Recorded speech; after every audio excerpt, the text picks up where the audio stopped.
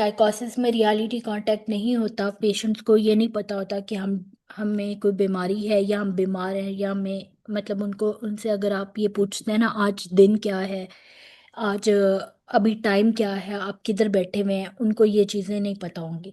लेकिन न्यूरोसिस वालों को पता होता है कि हमें क्या डिजीज़ है, या मैं ट्रीटमेंट करवाने आया हूँ साइकोलॉजिस्ट के पास, साइकाइट्रिस्ट के पास।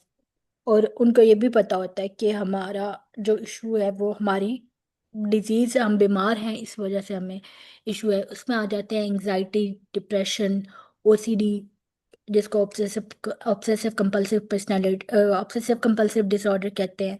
इसके अलावा ईटिंग डिसऑर्डर्स आते हैं। और डिप्रेशन के अंदर जितने भी डिसऑर्डर्स हैं, जैसे मेजर डिप्रेसिव डिसऑर्डर है, साइक्लोथेमिया है, प्रेसिस्टेंट डिप्रेसिव डिसऑर्डर है, ये सारे इसमें आ जाते हैं। पैनिक डिसऑर्डर है। और साइकोसिस में जी। आता है स्किज़ोफ्रेनिया, बाइपोलर पर्सनालिटी डिसऑर्डर में स्किज़ोअफेक्टिव डिसऑर्डर। ठीक है। और इसके अलावा जो स्किज़ोफ्रेनिया क्लस्टर के हैं, जैसे स्किज़ोअफेक्टिव डिसऑर्डर है, स्किज़ोटिपल स्किज़ोटाइपल डिसऑर्डर है, इसका पर्सनालिटी डिसऑर्डर है, जी। ये सारे आते हैं। बाइपोलर, ये सब साइकोसिस में आते हैं। और साइकोसिस के सिम्टम्स क्या है कि जो भी क्लाइंट होगा उसको हेलुसिनेशंस, डिल्यूजन्स या डिसऑर्गेनाइज्ड स्पीच और डिसऑर्गेनाइज्ड थिंकिंग होगी। हेलुसिनेशंस और डिल्यूजन्स क्या होती हैं? हेलुसिनेशंस वो चीज़ होती है जो कि बाकी लोगों को नज़र नहीं आ रही, या बाकी लोगों को आवाज़ें सुनाई नहीं दे रही, लेकिन वो जो पेशेंट है साइकोसिस का, उसको अनयूजुअल सी आवाज़ें सुनाई देंगी, उसको कोई ऐसी चीज़ सुनाई देगी या दिखाई देगी जो चीज़ वहाँ पे है ही नहीं। अक्सर लोगों को काली बिल्लियाँ नज़र आती हैं, या उन्हें अगर जी। आवाज़ें आ रही तो उनको उन लोगों की आवाज़ें आ रही होंगी जिनसे यहाँ उनका कोई कॉन्फ्लिक्ट चल रहा होगा, कोई लड़ाई चल रही होगी, या जो लोग फोत हो चुके हैं उनकी आवाज़ें आ रही होंगी। इस तरह से अगर आवाज़ें आ रही हैं तो उसको हम कहते हैं ऑडिटरी हेलुसिनेशन है। अगर चीज़ें दिखाई दे रही हैं तो उसको हम कहते हैं विजुअल हेलुसिनेशंस। और हेलुसिनेशंस के भी टाइप्स हैं। और अगर कोई उनका फील होता है ना, मेरी बॉडी के ऊपर कोई चीज़ चल रही है या मुझे किसी ने टच किया है, तो उसको हम कहते हैं टेक्टाइल हेलुसिनेशंस। उनको ऐसे फील होता है कि मुझे किसी ने हाथ लगाया है या मेरी बॉडी के ऊपर कोई जी। चीज़ चल रही है। अब इसी तरह डिल्यूजन्स हैं। डिल्यूजन्स वो फॉल्स बिलीव्स होते हैं, जो कि हम पेशेंट को अगर हम दे भी देना, प्रूफ दे दें कि ये बात इस तरह से नहीं हुई, लेकिन वो फिर भी मानते हैं कि जो हम कह रहे हैं वो ही बात ठीक है। गलत असल में वो गलत और फॉल्स बिलीव्स होते हैं, हकीकत में वो चीज़ हुई भी नहीं होती। जैसे कहते हैं शक करना, इस तरह के लोग शक बहुत जी। करते हैं। जैसे स्किज़ोफ्रेनिया के पेशेंट्स हैं तो वो शक करेंगे कि मेरे खाने में किसी ने जहर मिला दिया, या मेरे मेरे साथ जो लोग हैं वो लॉयल नहीं है। मतलब अक्सर अगर कोई मैरिड है तो वो अपने हस्बैंड है तो वो अपनी वाइफ पे शक करेगा, वाइफ है तो वो हस्बैंड पे शक करेगी कि ये तो बाहर जाके किसी और कोई और लोगों से मिलता है, या मेरे खाने में जहर मिला हुआ है। इस तरह के डिफरेंट डिल्यूजन्स की भी टाइप्स हैं। वो जब मैं आपको स्किज़ोफ्रेनिया वाला क्लस्टर करवाऊंगी ना तो उसके अंदर बता दूंगी। जी। ठीक है, अभी हम डिप्रेशन से स्टार्ट करते हैं।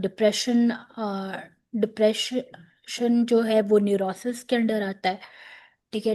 डिप्रेशन के अंदर सिर्फ डिप्रेशन नहीं आता। हम कहते तो है हर किसी को कि इसको डिप्रेशन हो गया, इसको डिप्रेशन हो गया, लेकिन हर किसी को डिप्रेशन नहीं होता। उसमें डिफरेंट डिप्रेसिव डिसऑर्डर्स का एक क्लस्टर है पूरा, उसमें पांच छह डिसऑर्डर्स हैं। तो हर हर किसी का क्राइटेरिया डिफरेंट है, सिम्टम्स तकरीबन सबके सेम है, लेकिन क्राइटेरिया जी। डिफरेंट है। तो डिप्रेशन में सबसे पहले आता है मेजर डिप्रेसिव डिसऑर्डर्स। एक सेकेंड। मेजर डिप्रेसिव डिसऑर्डर्स क्या हैं कि आपको सिम्टम्स जो है 2 वीक्स तक या 2 हफ्तों तक लगातार आने चाहिए। जो भी सिम्टम्स हैं डिप्रेशन के वो 2 हफ्तों तक आपको लगातार आने चाहिए। डिप्रेसिव डिसऑर्डर्स क्या है? मूड डिसरेगुलेशन डिसऑर्डर है। ठीक है, इसमें क्या होता है कि हमारा जो मूड होता है वो खराब होता है, मतलब बहुत ज्यादा उदासी होती है, बहुत ज्यादा हमें ऐसे रोने का दिल करता है, किसी से मिलने का दिल नहीं करता, किसी से बात करने का दिल नहीं करता। तो मूड डिसऑर्डर्स होते हैं। इसके अंदर डिफरेंट तरह के आते हैं। मेजर डिप्रेसिव एपिसोड आती है, major depressive disorder, persistent depressive disorder, premenstrual dysphoric depression, substance और medication induced depressive disorder, depressive disorder due to other medical conditions, specified and unspecified disorders। अब जितने भी specified unspecified disorders हैं या फिर ये वाले due to other medical conditions हैं, ये वाले साइकोलॉजिस्ट नहीं पढ़ते, क्योंकि साइकोलॉजिस्ट इनको डायग्नोज नहीं करते।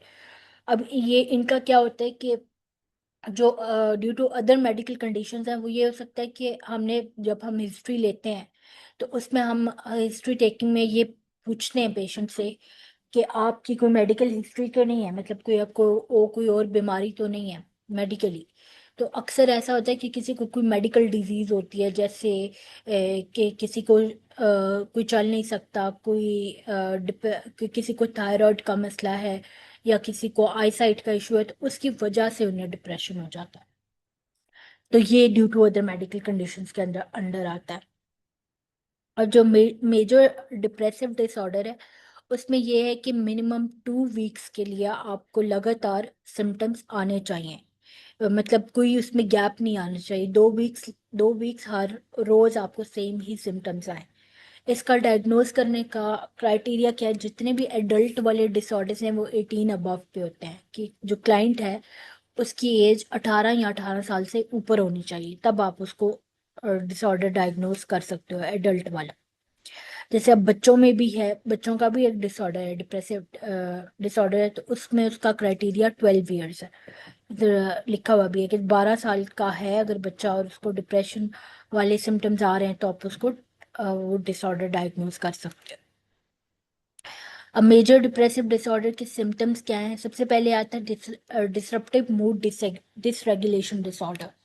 ये ज्यादातर बच्चों को होता है, जिनकी एज 12 साल है, या फिर 12 12 साल है, तकरीबन 12 होनी चाहिए, और पूरा 1 साल के लिए ये सिम्टम्स आने चाहिए। जितना भी क्राइटेरिया लिखा हुआ है ये सारा 1 साल तक आना चाहिए। इसमें DSM-5 के आगे क्या है? ये कोड होता है। ये ऊपर नाम लिखा हुआ है डिसऑर्डर का, ये डायग्नोस्टिक क्राइटेरिया, ये कोड होता है। हर डिसऑर्डर का अपना कोड होगा। जब आप रिपोर्ट राइटिंग कर रहे होते हैं उसमें लिखते हैं टेंटेटिव डायग्नोसिस, तो टेंटेटिव डायग्नोसिस में आपने कोड भी लिखना है, आगे डायग्नोसिस का नाम भी लिखना है। इसका सिम्टम्स क्या है?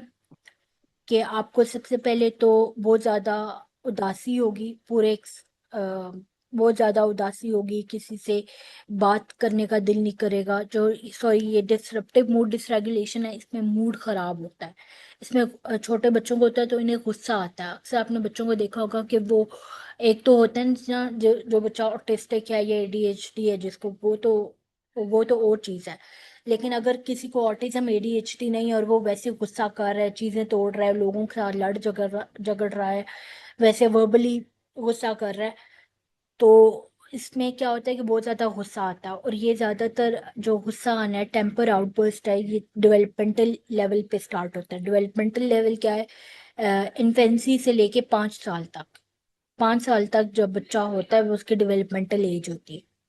इसमें क्या है कि हर रोज और हर रोज और दिन में भी कई दफा, एक दिन में कई बार बच्चा लड़ता है, रोता है, झगड़ता है और ऐसे गुस्सा दिखाता है।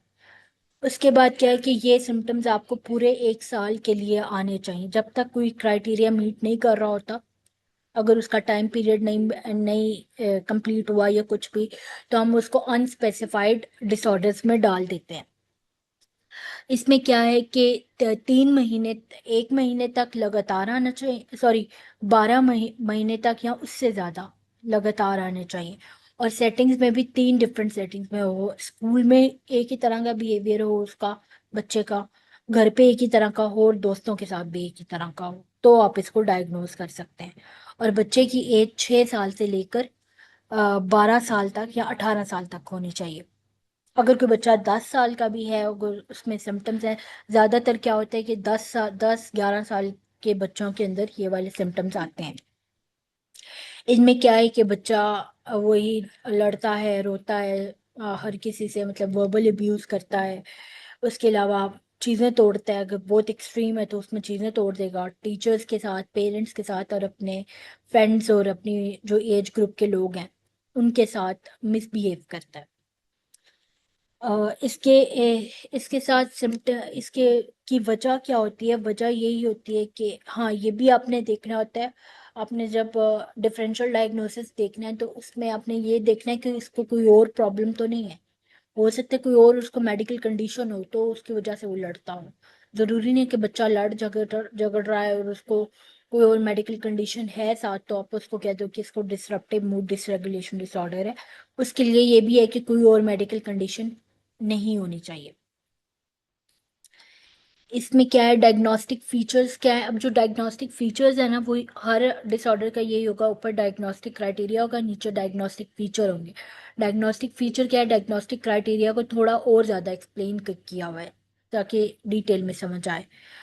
अब जैसे एक सबसे पहले ये लिखा हुआ है कि आपका एक तो वीक में तीन तीन या तीन से ज्यादा बार या दो से ज्यादा बार बच्चे के अंदर सिम्टम्स एक ही तरह के आएंगे तो आप डायग्नोज करेंगे उसको डिसरप्टिव मूड डिसरेगुलेशन के साथ। इसके बाद है प्रेवलेंस। प्रेवलेंस कहते हैं कि एक डिसऑर्डर कितने परसेंट पॉपुलेशन में एग्जिस्ट करता है। ये जो डिसरप्टिव मूड डिसरेगुलेशन डिसऑर्डर है वो 2.5% एग्जिस्ट करता है 11 साल के बच्चों में, मतलब ऑल ओवर द वर्ल्ड। 2.5% बच्चे ऐसे हैं जो कि 11 साल के और उनके अंदर ये डायग्नोज ये वाला है डिसऑर्डर डायग्नोज्ड है। और जो बच्चे 6 साल से, यूएस का ज़्यादा स्टैंडर्ड होता है तो उसमें ये है कि जो 6 साल से बड़े बच्चे हैं या 6 साल के हैं तो उनके अंदर ये ज़्यादा है, एग्जिस्ट करता है। डेवलपमेंट एंड कोर्स ये बताता है कि ये जो डिसऑर्डर है वो शुरू कब होता है, ठीक है, और कितने अरसे तक रहता है। ठीक है, मतलब इसका कह लो कि ऑनसेट क्या है। Onset of disruptive mood dysregulation disorder must be before age 10 and diagnosis should not be applied to the children with developmental age of younger than 6 years। अच्छा, अगर आपने इसमें इसमें जो पढ़ने वाली लाइन, मतलब याद रखने वाली लाइन थी वो पहली दो है। अब आपने DSM-5 को भी पढ़ने का तरीका होता है।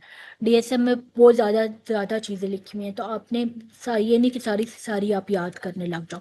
एक आपने डायग्नोस्टिक क्राइटेरिया याद रखना है। सेकंड आपने डेवलपमेंट एंड कोर्स, ये सारे डिसऑर्डर्स का यही रूल है। डेवलपमेंट एंड कोर्स में जो पहली दो लाइंस लिखी हुई हैं जहाँ पे एज मेंशन है आपने वो याद रखनी है। अब जैसे डिसरप्टिव मूड डिसरेगुलेशन डिसऑर्डर है तो इसका ऑनसेट होता है 10 साल से पहले पहले, लेकिन बच्चे की एज 6 साल से ज्यादा और 10 साल से पहले पहले या फिर 18 साल तक होनी चाहिए। 18 साल से भी छोटी, मतलब वही 10-11 साल तकरीबन होनी चाहिए। बाकी इसकी प्रेवलेंस लिखी है वो तो आपने ऊपर से पढ़ ली। इसके बाद रिस्क एंड प्रोग्नोस्टिक फैक्टर्स भी पढ़ने होते हैं। ये बताता है कि मतलब कि जो भी डिसऑर्डर है उसको होने का वो होता क्यों है। रिस्क प्रोग्नोस्टिक फैक्टर्स होते हैं कि एक जो भी डिसऑर्डर है वो कब तक ठीक हो सकता है, मतलब उसके ठीक होने के चांसेस कितने, ये हम कहते हैं प्रोग्नोस्टिक फैक्टर्स को।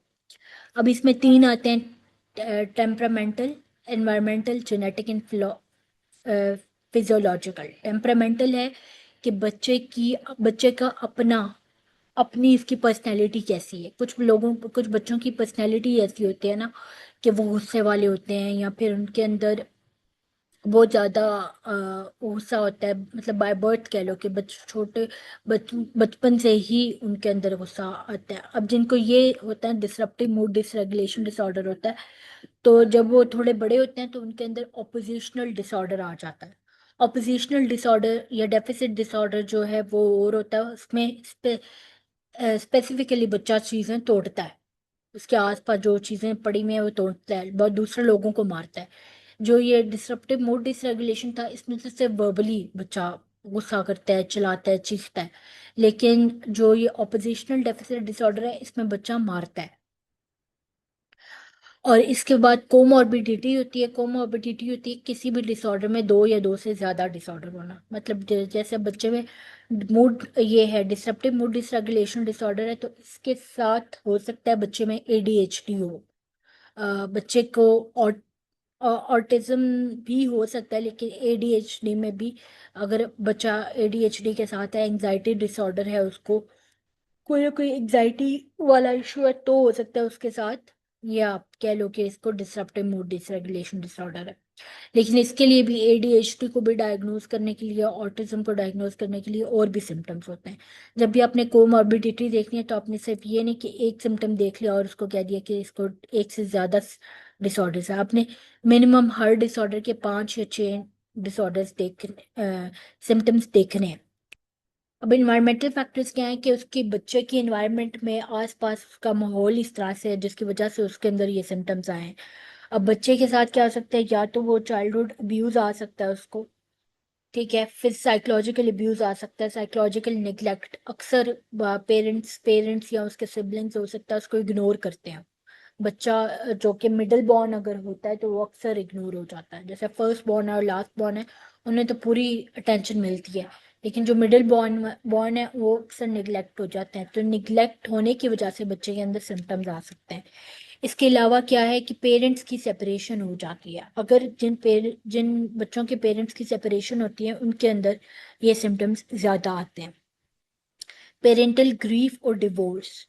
ग्रीफ क्या है कि किसी भी दोनों बहुत छोटी एज में, ग्रीफ कहते हैं लॉस को, दोनों पेरेंट्स में से किसी एक पेरेंट की, मदर या फादर में से किसी एक की डेथ हो गई। अगर तो डेथ हो गई है या पेरेंट्स की डिवोर्स हो गई है, सेपरेशन हो गई है, या बच्चे को कोई और ट्रॉमा हुआ है, साइकोलॉजिकल अब्यूज, अब जैसे बुली स्कूल में आजकल होता है कि लोग बुली करते हैं। बुली क्या होता है कि मजाक उड़ाते हैं किसी भी एक चीज पे, तो उसकी वजह से उनको ये डिसऑर्डर हुआ है। इसके बाद genetic and physiological disorder. Genetic क्या है कि आपकी फैमिली में एक डिसऑर्डर रन कर रहा है, मतलब आपके पेरेंट्स को था, आपके सिबलिंग्स को था, सिबलिंग्स के अलावा फर्स्ट डिग्री कजन्स को था।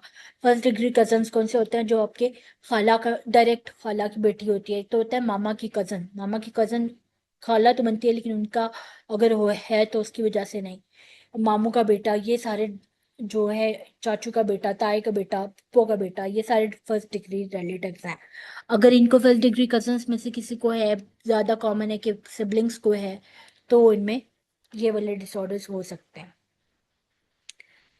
इसके बाद है कल्चर एंड डायग्नोस्टिक इश्यूज। ये आप इतना ज़्यादा ये पढ़ा नहीं जाता, क्योंकि मतलब पढ़ने वाला होता नहीं है, ना इससे कभी सवाल आया है, क्योंकि ये हर वो लिखा हुआ है कि हर कंट्री का, हर सिटी का अपना कल्चर होता है, हर फैमिली का, तो उसके अकॉर्डिंग भी है। इसके बाद जेंडर में है। जेंडर में क्या है कि ये वाला जो डिसऑर्डर है, ये इसकी जो प्रेवलेंस है, एग्जिस्टेंस है, वो डिफरेंट है। मतलब कभी होता है कि लड़कों में ज़्यादा है, कभी ये लड़कियों में ज़्यादा है, लेकिन ये हर तरह से डिपेंड करती है कि जो बच्चा है उसकी इन्वायरमेंट कैसा है, उसको इन्वायरमेंट कैसा मिला हुआ है। इसके बाद है डिफरेंशियल डायग्नोसिस। डिफरेंशियल डायग्नोसिस होता है कि हम जो डायग्नोसिस पढ़ रहे हैं वो बाकी डिसऑर्डर्स के साथ कैसे डिफरेंट है। अब जैसे डिसरप्टिव मूड डिसरेगुलेशन डिसऑर्डर है, वो डिफरेंट है। इसमें लिखा हुआ है oppositional deficit disorder, deficient disorder. इससे कैसे डिफरेंट है, या बाइपोलर से कैसे डिफरेंट है। कि बाइपोलर में क्या होता है कि जो मूड है वो दो होते हैं, एक मेनिक स्टेट होती है और एक मेनिया होता है, और एक एक हाइपर में एक मेनिक स्टेट होती है और एक डिप्रेसिव स्टेट होती है। मेनिक स्टेट में बच्चा नहीं, कोई भी इंडिविजुअल है तो वो बहुत ज़्यादा एक्साइटेड होगा, बहुत ज़्यादा हाइपर होगा, और मतलब बहुत ज़्यादा हाइपर इस तरह की खुशी, अ, हंस बहुत ज़्यादा हंसेगा, बहुत ज़्यादा बातें करेगा। इसके अलावा क्या होगा कि एक्सेसिव चीज़ें, मतलब बहुत ज़्यादा खर्चा कर देगा, उसको ये नहीं पता होगा कि मैंने कितने पैसे लगाने हैं, क्या बात कब करनी है, इस तरह की चीज़ें होती हैं। ठीक है। और डिप्रेसिव स्टेट में क्या है कि बंदा किसी भी इंडिविजुअल से बात नहीं करता, और बस अकेला रहना पसंद करता है। लेकिन डिसरप्टिव मूड डिसरेगुलेशन में क्या है कि बच्चा से वो गुस्सा कर रहा है, वो गुस्सा कर रहा है, रो रहा है, और चीज़ें वगैरह तोड़ रहा है, इसका। और बाइपोलर में ये दोनों, एक वीक मेनिया का होता है और एक वीक डिप्रेशन का होता है, तो आप इसको बाइपोलर कह सकते हो। इसके बाद है ऑपोजिशनल डेफिशिएंट डिसऑर्डर। ऑपोजिशनल में, जैसे मैंने आपको बताया, ऑपोजिशनल वाले में बच्चा चीज़ें तोड़ता है, दूसरे लोगों को मारता है अपने फैमिली में, मतलब सिबलिंग्स को मारेगा, दोस्तों को मारेगा। इवन बहुत एक्सट्रीम केसेस में पेरेंट्स को भी मार लेते हैं, तो मारता है। लेकिन जो ये डिसरप्टिव मूड वाले हैं वो सिर्फ उनको से मूड खराब होता। इसके बाद क्या है, attention deficit hyperactivity disorder, major depressive disorder, anxiety disorders and autism spectrum disorder. ADHD में जो होता है, एडीएचडी में बच्चे की अटेंशन कम होती है। बच्चा बात ध्यान से नहीं सुनता और चीज़ें भूल जाता है अपनी। बात करता है तो वो भूल जाता है, कोई और काम करने लगा तो वो इनकम्प्लीट काम करता है। इसी तरह हाइपर एक्टिविटी में क्या है, बच्चा बहुत ज़्यादा बोलता है, एक जगह पे बैठता नहीं है, बहुत तेज़ी से बोलता है। कांस्टेंट बैठा हुआ भी है तो वो अपने हाथ पांव हिला रहा होता है, और वो अपनी बारी का इंतजार नहीं करता। ये एडीएचडी के सिम्टम्स हैं। एंजाइटी में क्या है कि बच्चे बच्चे को वैसे ही समझ कुछ नहीं आएगी, उसके हाथ पांव, एंजाइटी में ज़्यादातर फिजिकल सिम्टम्स आते हैं, जैसे पसीना आता है, हाथ पांव कांपते हैं, सांस फूलता है, सांस लेने में मुश्किल होती है एक्सट्रीम केसेस में। जो और रोने वाला जो सिम्टम है वो हमेशा डिप्रेशन में होता है। एंजाइटी वाले में रोना नहीं होता, उसमें वो बस टेंशन में रहते हैं, फ्यूचर के टेंशन में रहते हैं। इसके बाद है intermittent explosive disorder. Intermittent explosive disorder में क्या है कि बच्चा बच्चा जो है वो मतलब वो परसिस्टेंटली 3 3 महीनों के लिए, 12 महीनों के लिए एक ही तरह का उसका मूड नहीं होगा। कभी बहुत अच्छा होगा, कभी गुस्से में होगा, कभी नॉर्मल हो जाएगा, इस तरह से। लेकिन डिसरप्टिव मूड रेगुलेशन डिसऑर्डर में एक ही तरह का मूड, एक ही तरह का बिहेवियर 12 महीने तक, 1 साल तक के लिए रहना चाहिए, जिसमें गुस्सा करना ज़्यादा एक मेन सिम्टम है। इसके बाद है कोमॉर्बिडिटी। कोमॉर्बिडिटी होती है कि एक डिसऑर्डर के साथ किसी और डिसऑर्डर का भी होना, दो या दो से ज्यादा डिसऑर्डर्स का एक साथ होना। अब डिसरप्टिव मूड डिसरेगुलेशन डिसऑर्डर में के साथ हो सकता है बच्चे को ऑटिज्म स्पेक्ट्रम डिसऑर्डर हो, एंजाइटी डिसऑर्डर हो। जितने भी कोमॉर्बिडिटी है वो सारे डिसऑर्डर्स का ऑलमोस्ट सेम ही होगा। उसके अलावा बाइपोलर डिसऑर्डर भी हो सकता है बच्चों में, बच्चे में एडीएचडी हो सकता है, इंटरमिटेंट एक्सक्लूसिव डिसऑर्डर हो सकता है, कोई भी डिसऑर्डर साथ में हो सकता है लेकिन सेम क्लस्टर का। इसके बाद मेजर डिप्रेसिव डिसऑर्डर है, लेकिन उससे पहले आपने अगर इससे कुछ पूछना तो आप पूछ सकते हैं। नहीं, मिस क्लियर है। ओके, मेजर डिप्रेसिव डिसऑर्डर है। मेजर डिप्रेसिव डिसऑर्डर एडल्ट्स का है, 18 साल से ऊपर तक आप इसको डायग्नोज कर सकते हो। इसमें सिम्टम्स 2 हफ्ते तक लगातार होने चाहिए, 5 या 5 से ज़्यादा सिम्टम्स आने चाहिए। ये जितने भी नीचे सिम्टम्स लिखे हुए हैं इसमें 5 या 5 से ज़्यादा सिम्टम्स आने चाहिए। और उसमें जो मेन सिम्टम है वो ये है कि जो मूड है इंडिविजुअल का वो सैड ही हो। मतलब एक तो डिप्रेस्ड मूड हो, किसी कोई काम करने का दिल ना करे, किसी से कोई बात करने का दिल नहीं करता। अब इसमें पेशेंट्स वर्बेटम कैसा देते हैं कि हमारा किसी से मिलने का दिल नहीं करता, वो अपने कमरे में अकेले बंद रहेंगे, अकेले ही रहेंगे। ठीक है, लाइट अपनी कमरे की बिल्कुल ऐसे क्या लेते हैं कि कह लो कि अंधेरा करके रखते हैं। ठीक है, किसी बंदे से बात नहीं करते, कोई उनसे कोई उनका काम करने का दिल नहीं करता। जो पहले उनको चीज़ें अच्छी लगती होती हैं वो उनको उस टाइम पे बुरी लग रही होती हैं। उनका मूड बहुत ही कम होता है, दिन ब दिन का मतलब ऐसे सैड ही रहता है। और उन्हें ऐसे लगता है कि जिंदगी बस बेमकसद सी है, कोई फायदा नहीं है जिंदगी का। मेरा मैं कुछ भी कर लूँ तो मैं कोई फायदा नहीं होगा, खुशी नहीं होती। इवन छोटी छोटी चीज़ भी अगर वो अचीव कर रहे हैं तो उसमें भी उनको खुशी नहीं होती, और नाउमीदी होती है बहुत ज़्यादा। उनको ऐसा लगता है कि कभी कुछ ठीक हो गई नहीं, किसी चीज़ में इंटरेस्ट नहीं लेते। मतलब इंटरेस्ट इस तरह से कि बहुत अगर सिवियर डिप्रेशन वाले हैं तो वो तो अपने आप का ख्याल रखना भी छोड़ देते हैं। नहाना धोना, कपड़े पहनना, ब्रश करना, खाना पीना, ये चीज़ें छोड़ देते हैं। बहुत ज़्यादा रोते हैं, सारा सारा दिन रोते हैं, जिसकी जब खाना पीना छोड़ देते हैं तो उनका वजन गिरने लग जाता है। अब ये डिफरेंट होता है, हर डिप्रेसिव एपिसोड डिफरेंट होगी और हर इंडिविजुअल की। कुछ लोगों का वजन डिप्रेशन में बढ़ जाता है, कुछ लोग बहुत ज़्यादा खाते हैं, उनका वजन बढ़ने लग जाता है। कुछ लोगों का वजन कम होता है। हाइपरसोमनिया और इंसोमनिया, हाइपरसोमनिया और इंसोमनिया नियरली एवरी डे, इसमें क्या है, या तो लोग बहुत ज्यादा सोएंगे या तो बहुत कम सोएंगे। अब बहुत कम सोने का मतलब ये नहीं कि 5 घंटे सो लिया, 2 घंटे सोते हैं या 1 घंटा सोते हैं, या कभी कभी वो भी नहीं सोते।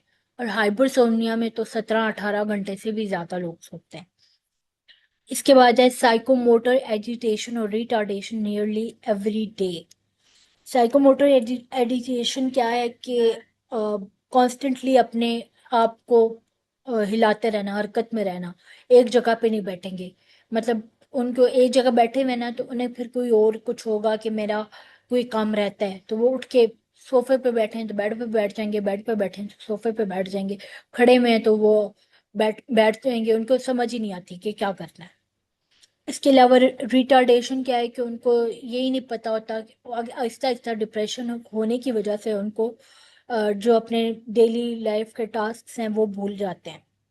उनको ये याद ही नहीं रहता कि उन्होंने क्या काम करना है या वो क्या किधर हैं इस वक्त। और इस तरह से थोड़ा सा जैसे साइकोटिक स्टेट में बंदा चला जाता है वैसे भी हो जाता है।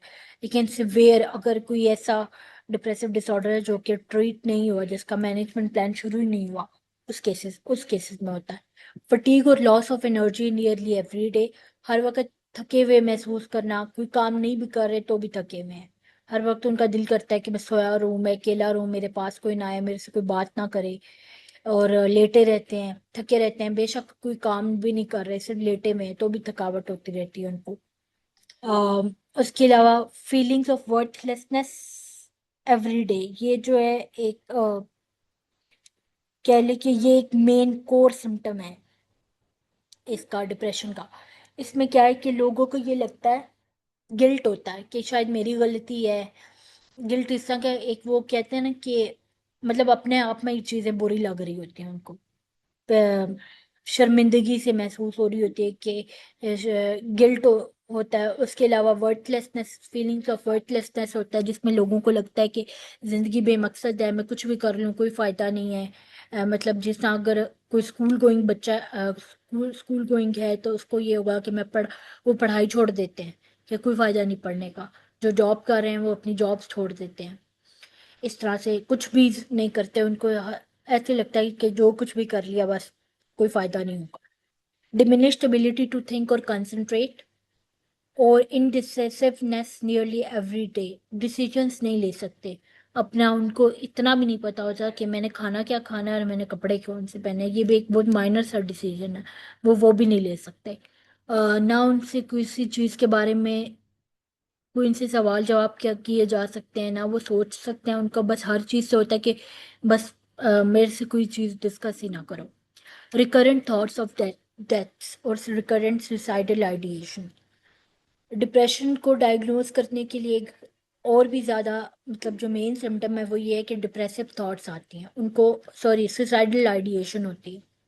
उनका यूं दिल करता है कि मैं खुदकुशी कर लूं। इवन कुछ लोग कुछ सुसाइडल अटेम्प्ट्स भी करते हैं। कुछ लोग कोशिश करते हैं अपने आप को मारने की। अ, उनका खुदकुशी करने का उनको आता है, सुसाइडल अटेम्प्ट्स करते हैं, प्लानिंग करते हैं, रोते हैं बहुत ज़्यादा।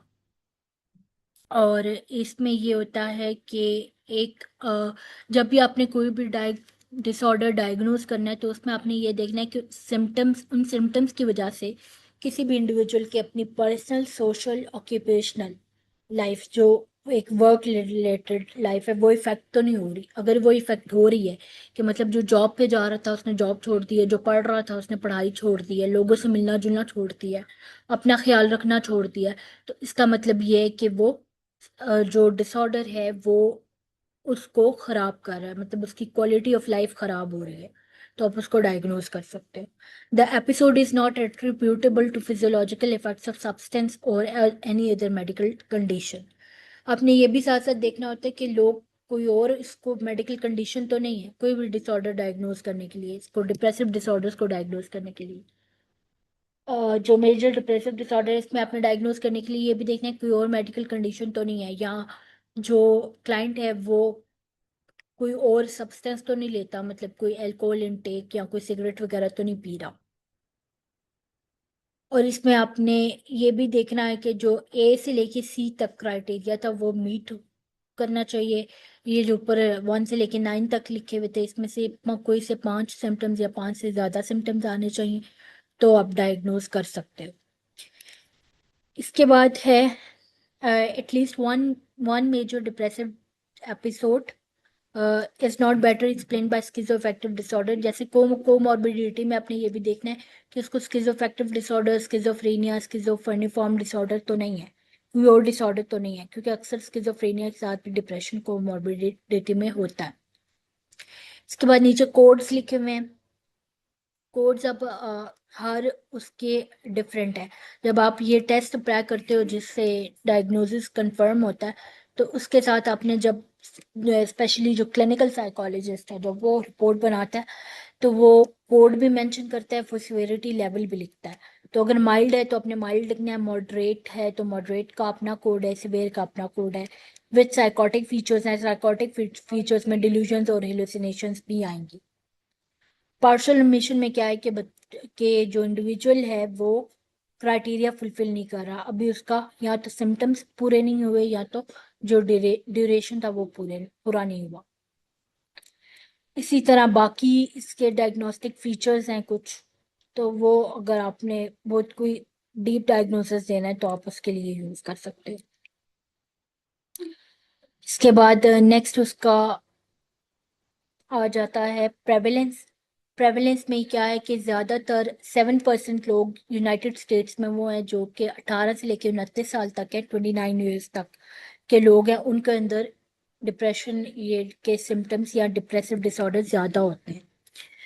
और बाकी आगे स्टैटिस्टिकल एनालिसिस लिखा हुआ है कि 2015 में 2005 से लेकर 2015 तक क्या थी, और ये बस ये इतना ज़्यादा एज सच इम्पोर्टेंट नहीं है। डेवलपमेंट एंड कोर्स में क्या है कि ये जो डिसऑर्डर है वो शुरू कब होता है, शुरू में वो यही सारे सिम्टम्स हैं। कोई ना कोई या तो पॉवर्टी होगी, गुर्बत होगी, इस वजह से डिप्रेशन है। कोई साइकोलॉजिकल अब्यूज हुआ है उस वजह से है। रेसिज्म किसी ने फेस किया है तो उसकी वजह से है। कोई और पर्सनालिटी डिसऑर्डर है या कोई और मेडिकल डिजीज है तब हो सकता है। कोई और अगर ग्रीफ और लॉस ज़्यादा इम्पोर्टेंट होता है कि किसी क्लोज फैमिली मेम्बर की डेथ हो गई है, तो इस वजह से डिप्रेशन में हुआ है। इसके ये कॉजेज हैं सारे। और इसके बाद है जेंडर में। जेंडर में यही है कि ये ज़्यादातर कॉमन होता है मेल में। इसके बाद डिफरेंशियल डायग्नोसिस है। डिफरेंशियल डायग्नोसिस में क्या है कि manic episode with irritable mood और मिक्स्ड फीचर्स, कि ये मेनिया से डिप्रेशन से कैसे डिप्रेशन और मेनिया ऐसे डिफरेंट है कि मेनिया में मैंने आपको बताया था मूड बहुत एलिवेटेड होता है, बहुत ज़्यादा लोग खुश होते हैं, हंसते हैं, मतलब बगैर किसी वजह के हंस रहे हैं, बातें बहुत ज़्यादा करते हैं। और बहुत ज़्यादा ऊंची आवाज़ में वो बातें करते हैं और नॉन स्टॉप करते हैं, और कोई इस बातों का कोई लिंक नहीं होता। एक बात कहीं शुरू करते हैं, दूसरी बात कोई और शुरू कर देते हैं। बाइपोलर 1 बाइपोलर 2 डिसऑर्डर ये मेनिया और डिप्रेसिव एपिसोड के अकॉर्डिंग होता है। बाइपोलर में डिप्रेसिव में सिर्फ डिप्रेशन के सिम्टम्स होंगे, बाइपोलर में साथ में मेनिया भी आएगा। सब्सटेंस और मेडिकेशन इंड्यूस, किसी न किसी सब्सटेंस या फिर मेडिसिन की वजह से अगर मूड ख़राब है तो उनको डिप्रेशन हो सकता है। परसिस्टेंट डिप्रेसिव डिसऑर्डर में क्या है कि सिम्टम्स सारे डिप्रेशन वाले ही हैं, लेकिन सिर्फ क्राइटेरिया डिफरेंट है। जैसे मेजर डिप्रेसिव डिसऑर्डर है उसमें 2 हफ्ते तक आना चाहिए। परसिस्टेंट डिप्रेसिव डिसऑर्डर में मिनिमम 2 साल तक सिम्टम्स आने चाहिए। प्री मेंस्ट्रुअल डिस्फोरिक डिप्रेशन क्या है कि पीरियड से 1 वीक पहले, स्टार्ट होने के 1 वीक पहले, 1 वीक पहले जो सिम्टम्स आते हैं कि बहुत ज़्यादा रोते हैं, चिड़चिड़े हो जाते हैं, गुस्सा आता है, ठीक है, लड़ते हैं, लड़ते हैं। उसके अलावा और क्या सिम्टम होता है, मूड ख़राब रहता है, किसी से मिलने का दिल नहीं करता, बात करने का दिल नहीं करता, उदासी सी होती है, तो वो ये सारा प्री मेंस्ट्रुअल डिस्फोरिक डिप्रेशन होता है। डिसरप्टिव मूड डिसरेगुलेशन डिसऑर्डर ये तो है ही बच्चों का।